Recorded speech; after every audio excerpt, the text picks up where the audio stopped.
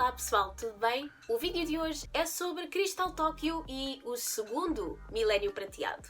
Eu fiz um vídeo sobre o primeiro Milénio Prateado, que correu, na minha opinião, bastante bem, fartaram-se de comentar, portanto eu decidi fazer este segundo vídeo só para complementar a história. Tu gostas de animes, gostas de animações em geral?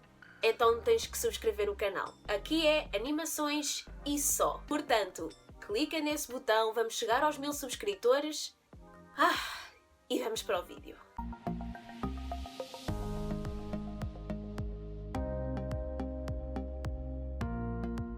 Vou dividir isto da mesma maneira que o primeiro vídeo. Vou falar sobre a origem do segundo Milénio Prateado, a situação política, o que aconteceu pelo meio e o desfecho. Vou também deixar a indicação aqui em cima quando é que se trata do mangá e do Crystal e quando é que se trata do anime dos anos 90, só para deixar a coisa mais clara. É o mesmo source material, mas as histórias são muito diferentes em algumas partes. No mangá e no Crystal, o novo Milénio Prateado foi formado ainda no século XXI, quando a Navegante da Lua atinge os 22 anos. E nessa mesma idade ela dá à luz à Small Lady. A Navegante da Lua e o Mascarado reinam com os títulos de Nova Rainha Serenidade e Rei Endymion. Não é explicado como, exatamente, é que o novo Milénio Prateado se formou, socialmente e politicamente falando. Não sabemos o que aconteceu antes que justificasse uma mudança política assim tão radical. Ao longo da história podemos ver que reinos e impérios foram formados ou caíram depois de grandes revoluções e mudanças sociais. Mas no universo da Naoko foi tudo muito mais simples. Do nada as pessoas resolveram que o Mascarado e a Navegante da Lua tinham competências para governar o planeta inteiro. Por muito que eu goste da Navegante da Lua, o que não falta aqui são plot holes. Mas há uma razão de ser disso e eu posso explicar noutro vídeo sobre a história da mangá. Comenta aqui em baixo se tu queres esse vídeo. Eu tenho a minha própria teoria. O Mascarado tinha uma reivindicação ao trono da Terra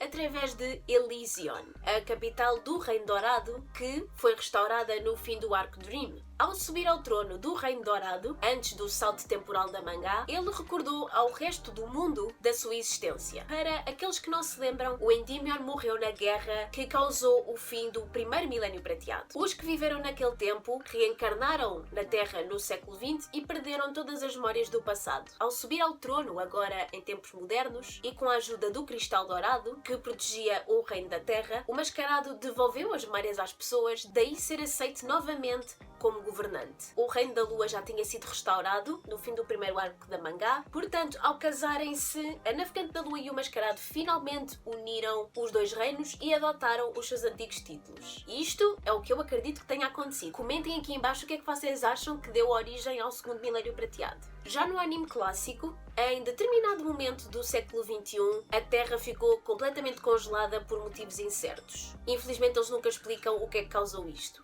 Vamos assumir que foi uma nova idade do gelo ou aquecimento global. Enfim, o planeta era um bloco de gelo imenso, até que no século 30 a Navegante da Lua usou o Cristal Prateado para devolver a Terra ao seu estado natural. Ao restaurar o planeta, ela subiu ao trono como a nova Rainha Serenidade, em conjunto com o Mascarado, agora o Rei Endymion, e lideraram o planeta numa nova era de paz e prosperidade. Graças à influência do Cristal Prateado, os habitantes da Terra passaram a ter vidas livres de doenças e muito longas. A expectativa de vida era de sensivelmente 1000 anos. A partir da formação do novo Milénio Prateado, as pessoas ficaram fisicamente congeladas no tempo, ou seja, mais ninguém envelhece. Quem nasceu já depois goza de um crescimento mais lento, como é o caso da Chibiusa. É dito no segundo arco da mangá que ela na verdade tem 900 anos, mas mantém a aparência e a mentalidade de uma criança. O seu crescimento não deveria ser tão lento, mas isso deveu-se a ela ainda não ter acordado como guerreira navegante. Memoriza esta parte porque vai ser importante lá à frente. O povo quase nunca vê a rainha, uma vez que a Serenidade raramente deixa as imediações do palácio por estar em constante vigia do planeta. Então e as navegantes? Agora que a Navegante da Lua é rainha, as restantes retomaram os mesmos postos que tinham durante o primeiro Milénio Prateado. As Inner Senshi Serenity são as protetoras da família real, novamente lideradas pela navegante de Vênus, e a navegante de Plutão continua a guardar a porta do espaço-tempo. Não sabemos exatamente onde estão a Urano e a Neptuno, mas como a Plutão está no seu posto, eu creio que elas também tenham regressado aos seus. Já a navegante de Saturno fica meio subentendido que ela fica em Cristal Tóquio para fazer parte da equipa da Chibi Moon. Aliás, é Saturno que traz o Quarteto Amazonas até à Rainha Serenidade para que sejam ressuscitadas. A Jun Jun, a Vez Vez, a Seri Seri e a Pala Pala são acordadas como guerreiras navegantes e dedicam-se a proteger a Chibi Moon, agora como Southern Quartet. Já no anime dos anos 90, as navegantes de Marte, Júpiter, Vênus e Mercúrio voltam a proteger a Usagi, agora como rainha, e também a cidade de Cristal Tóquio. A Plutão continua na porta do espaço-tempo e, mais uma vez, não sabemos nada da Urano e da Neptuno, mas também não sabemos onde está a navegante de Saturno. Já a herdeira, a Small Lady, foi praticamente criada por empregados do palácio e pelas Inercerchis. Em ambos os casos, a Luna, o Artemis e a Diana vivem também no palácio e continuam a servir aos seus respectivos parceiros. A Luna serve a Rainha Serenidade, o Artemis serve a navegante de Vênus e a Diana serve a Small Lady. Na mangá, no Crystal e no anime dos anos 90, os vários países de hoje deixaram de existir para dar origem a um reino unificado, governado pela Rainha Serenidade e pelo Endymion. A Chibiusa, ou Princesa Usagi Small Lady Serenity, é a única herdeira das duas coroas da Lua e da Terra. Assim como no primeiro milénio prateado, só os herdeiros da Lua é que têm a marca da Lua em quarto crescente na testa, como uma confirmação do sangue real. Assim sendo, só a nova Rainha Serenidade e a Small Lady é que estão marcadas dessa forma. O novo milénio prateado tem como capital a cidade de Cristal Tóquio, uma cidade incrivelmente futurista e avançada tecnologicamente, que substitui a prefeitura de Juba, na atual Tóquio, onde a história se passa no tempo presente. A cidade foi construída em formato de estrela e, bem no centro, fica a residência oficial da família real, o Palácio de Cristal. E é a partir daí que a Serenidade e o Endymion governam o seu reino. Dentro do palácio fica também a Porta do Espaço-Tempo, guardado pela Plutão. Já não enviaram a coitada para os confins do Sistema Solar, pelo menos isso. No mangá e no anime Crystal, é dito que o palácio é completamente indestrutível. Até pode cair uma bomba atómica, só o Palácio de Cristal e as baratas é que vão continuar de pé. Só os membros da família real e as guerreiras navegantes é que conseguem entrar e sair do palácio, uma vez que a rainha levantou uma barreira para manter os intrusos afastados. Visto que o Reino da Lua foi restaurado no fim do primeiro arco, apesar de não ser explícito no mangá, podemos assumir que a navegante da Lua é a nova rainha. Daí o seu título, Nova Rainha Serenidade. Fica um pouco confuso nesta parte porque, como eu já disse, Elysion foi restaurada no fim do arco Dream, então o legítimo rei da Terra deveria ser o Mascarado, mas aparentemente ele é apenas o consorte da Rainha Serenidade. Quem manda é ela e há de quem discordar.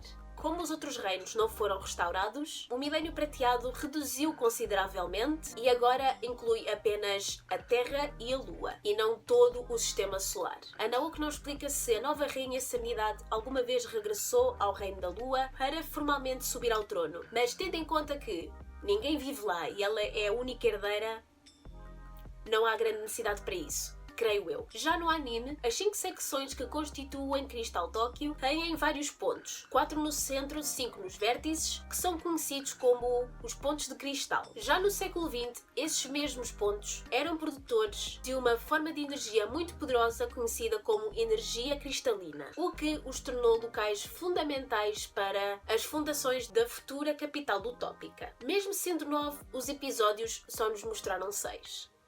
Apesar do palácio ter este tamanho absurdo, é só encenação do poder político. Porque o sítio onde eles de facto vivem é um outro palácio rodeado por cascatas dentro da torre mais alta. É a ostentação que fala, né? Como o Reino da Lua nunca foi restaurado, ele não existe tecnicamente falando. Então o Endymion e a Serenidade governam apenas a Terra. Eu digo apenas como se fosse um sítio muito pequenino.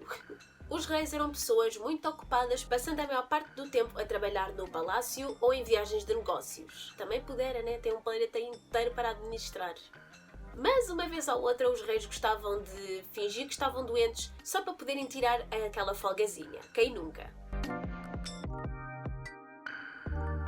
Na Mangá e no Crystal, quando o Crystal Tóquio se formou, surgiu um grupo de anarquistas que acusavam os governantes da Lua de serem corruptos e consideravam a quase imortalidade criada pelo Cristal Prateado uma aberração e completamente contra a natura. Errados eles não estavam, né? Então, um homem muito poderoso, sob o nome de Wiseman, chegou à Terra em busca de quem estivesse descontente com o sistema. Foi quando se cruzou com este grupo de anarquistas e os levou até Nemesis. Lá deu-lhes fragmentos do Cristal Negro, atribuindo-lhes por consequência magia negra. Acabaram por se tornar então os membros do clã da Lua Negra. O que eles não sabiam é que as intenções do Wiseman estavam muito longe das deles. Enquanto que eles queriam derrubar o governo da Serenidade e do Endymion, o Wiseman estava apenas interessado em trazer o caos à Terra. Lembram-se de eu ter dito há bocado que a Chibiusa não tinha um crescimento normal por ainda não ter acordado como navegante? Isso fez com que muitos duvidassem da sua legitimidade ao trono, o que a afetou bastante psicologicamente. Então o Endymion contou-lhe como ela e a rainha eram parecidas. Não só isso, como também contou dos feitos da navegante da Lua. A intenção do Endymion foi boa, mas teve um efeito contrário. A Small Lady sentiu-se ainda mais inferior porque achava que nunca seria tão forte como a mãe. Ela queria desesperadamente mudar isso. Queria à força ser mais como a rainha. E qual era a arma principal dela? O cristal prateado. Depois de ser coagida por outras crianças, ela rouba o cristal, o que causou uma brecha na segurança do planeta, permitindo um ataque do clã da Lua Negra. Muitas pessoas morreram durante o ataque. As guerreiras navegantes e o Endymion sobreviveram, mas foram colocados numa espécie de coma. O príncipe Diamante tentou abduzir a rainha e, para se proteger, ela envolve-se em cristal.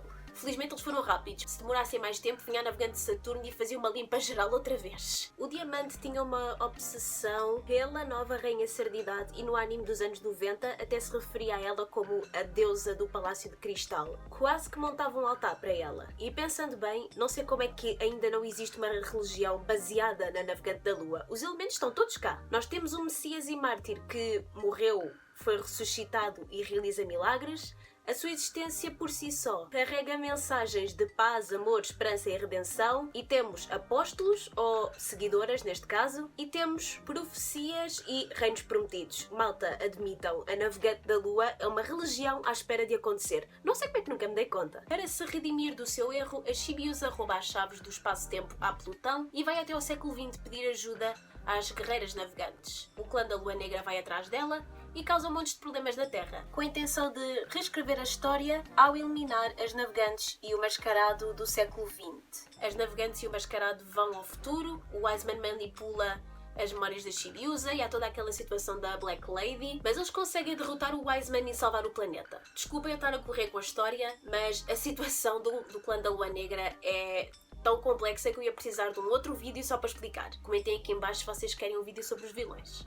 Com Cristal Tóquio de novo a salvo, os reis e as navegantes acordam do coma, a rainha ressuscita os que morreram com o cristal prateado e a ordem é restaurada. E ainda temos aquele momento fofinho em que o pessoal do passado e do futuro se encontram. Já no anime dos anos 90, antes do clã da Lua Negra ser o clã da Lua Negra, eram habitantes normais da Terra, que se revoltaram e atacaram Cristal Tóquio. No fim do confronto, recusaram a purificação do cristal prateado. Então a rainha bane-os para Nemesis. Lá os seus descendentes conhecem o Wiseman, que enche a cabeça dos irmãos Diamante e Safira com mentiras, dá-lhes fragmentos do cristal negro e convence-os a recolherem magia negra para abrirem o portal da escuridão e atacarem Cristal Tóquio para que se pudessem vingar das pessoas que os exilaram. Mas tal como no mangá, era tudo mentira. O Wiseman estava apenas interessado no cristal prateado e a trazer o caos para a Terra. Tudo acontece da mesma forma, com a diferença de que a Chibiusa, depois de ouvir as histórias sobre a Navegante da Lua, por iniciativa própria rouba o cristal prateado. Ele desaparece, o que permite o ataque do clã da Lua Negra. A rainha vem ao exterior do palácio à procura da Small Lady e momentos antes de ser atingida, as navegantes criam um casulo de cristal à sua volta, salvando a sua vida. O Endymion fica bastante ferido durante o ataque